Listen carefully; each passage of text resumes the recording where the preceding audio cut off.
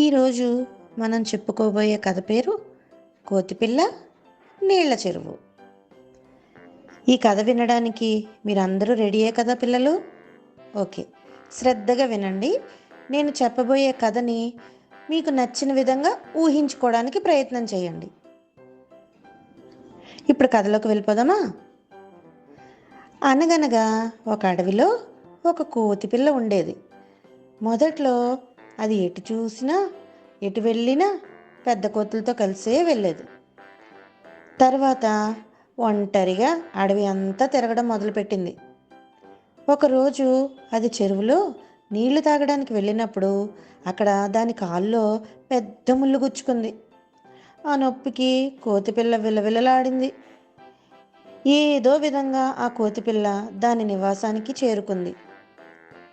తల్లి కోతి ఆ ముళ్ళుని జాగ్రత్తగా బయటికి తీసివేసింది.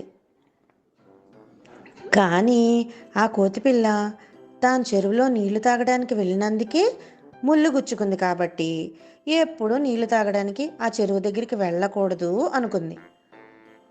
చెరువు వైపుకి వెళ్ళడమే మానేసింది. రోజు తల్లి కోతి పిల్లకు నీళ్లు తెచ్చి ఇచ్చేది. ఇలా ఎంతకాలం గడిచినా పిల్లకోతి చెరువుకు వెళ్ళి నీళ్లు తాగడానికి ఇష్టపడేదే కాదు. తల్లి ఎంత నచ్చ చెప్పినా వినలేదు.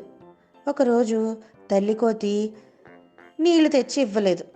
దానితో దాహంతో దాని గొంతు ఎండిపోసాగింది. ఏం చేయాలో తోచక దిగులుగా కూర్చుంది. ఇదంతా పక్క చెట్టుపై ఉన్న మరో పిల్లకోతి గమనించింది. అది కాల్లో ముళ్ళు దిగిన పిల్లకోతి దగ్గరికి వచ్చి, చెరువు మన అందరి దాహం తీరుస్తుంది. అక్కడకు వెళ్ళేటప్పుడు నీవు జాగ్రత్తగా లేకపోవటం వలన నీ కాల్లో ముళ్ళు గుచ్చుకుంది. అందులో చెరువు తప్పు ఏమీ లేదు కదా. అయినా చెరువుకు వెళ్ళి నీళ్లు తాగకపోతే మనకే నష్టం. నేను చెరువుకి వెళ్ళేటప్పుడు కూడా నాకు 1-2 సార్లు ముళ్ళు గుచ్చుకుంది. ఆ తర్వాత చాలా జాగ్రత్తలు తీసుకున్నాను. అప్పటి నుండి మళ్ళీ ఎప్పుడూ ముళ్ళు గుచ్చుకోలేదు. అంతేకాని నీలాగా నేను చెరువుకు వెళ్ళటం మానలేదు. నువ్వు కూడా తగిన జాగ్రత్తలు తీసుకొని వెళ్ళాలి. కానీ చెరువు దగ్గరికి వెళ్ళనని పట్టుపట్టి కూర్చుంటే నీకే నష్టం అని చెప్పింది.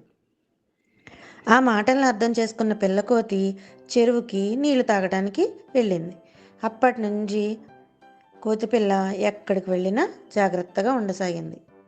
పిల్లలు, దీనివల్ల మీకేం తెలుస్తుంది?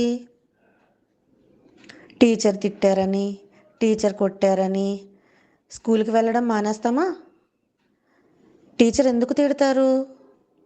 మీరు బుక్స్ సరిగ్గా తెచ్చుకోకపోయినా, మీరు సరిగ్గా రాయకపోయినా, మీరు సరిగ్గా చదవకపోయినా, మీరు క్రమశిక్షణతో ఉండకపోయినా మాత్రమే టీచరు మిమ్మల్ని తిట్టడం జరుగుతుంది, దండించడం జరుగుతుంది.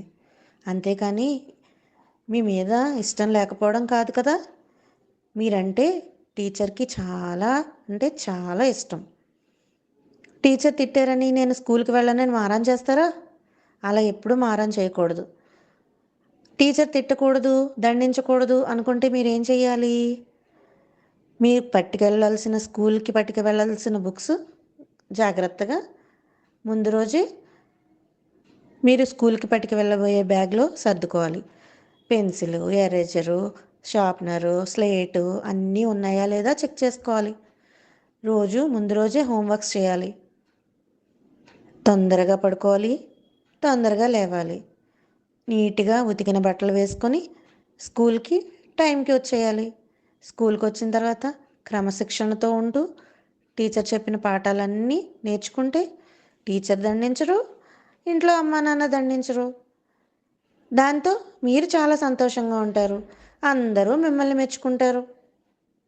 సరేనా పిల్లలు?